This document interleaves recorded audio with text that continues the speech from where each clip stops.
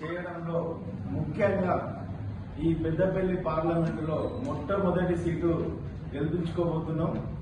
అది దుద్దిల్ల శ్రీధర్ బాబు గారి ఆదేశాల మేరకు మరి స్థానిక ఎమ్మెల్యే మక్కాన్ సింగ్ రాజ్ ఠాకూర్ గారి ఆదేశాల మేరకు ఈరోజు మరి టౌన్ ప్రెసిడెంట్ హరిగార సంబంధించిన యూత్ కాంగ్రెస్ ఆధ్వర్యంలో ఈరోజు ప్రెస్ మీట్ పెట్టడం జరుగుతుంది. ఎందుకంటే ఈ దేశాన్ని బీజేపీ ప్రభుత్వం 300 లక్షల కోట్ల అప్పుకు తీసుకుపోవడం జరిగింది. కేంద్ర సంస్థలకు సంబంధించి ఈ రోజు వరకు మన తెలంగాణ రాష్ట్రానికి ఒక్క కేంద్ర సంస్థ తీసుకొచ్చింది లేదు.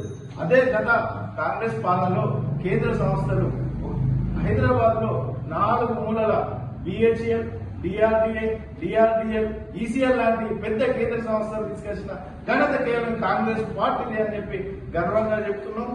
ఎందుకు ఈ రోజు 49 రూపాయలున్న రీఛార్జ్ ని 240 పెంచిన ఘనత బీజేపీ పార్టీది.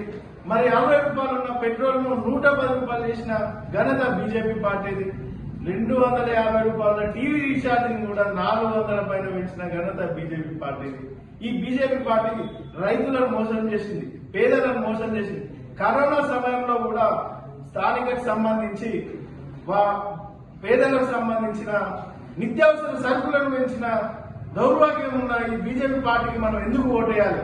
కాబట్టి మొట్టమొదటి సీటు ఈ పెద్దపల్లి పార్లమెంట్ లో గడ్డం వంశీని గెలిపించి కేంద్రంలో రాహుల్ గాంధీని ప్రధానమంత్రి చేయడమే లక్ష్యంగా ఈ రోజు ఇక్కడ ప్రెస్ మీట్ పెట్టడం జరుగుతుంది. ఎందుకంటే గడిచిన 4 నెలల్లోనే కాంగ్రెస్ పార్టీ ఇచ్చిన హామీలను నెరవేర్చింది. ఎందుకంటే ఆరోగ్యశ్రీని 10 లక్షలకు పెంచింది, మహిళలకు ఆర్టీసీ బస్సులో ఉచిత ప్రయాణం చేసింది, 500కి గ్యాస్ సిలిండర్ ఇచ్చింది, రైతులకు భరోసా కల్పించింది. ఈ రోజు కూడా యువతకు ఉద్యోగాలు కల్పించడంలో రాహుల్ గాంధీ గారు ఈ రోజు ఒక పాంప్లెట్ కూడా రిలీజ్ చేయడం జరిగింది.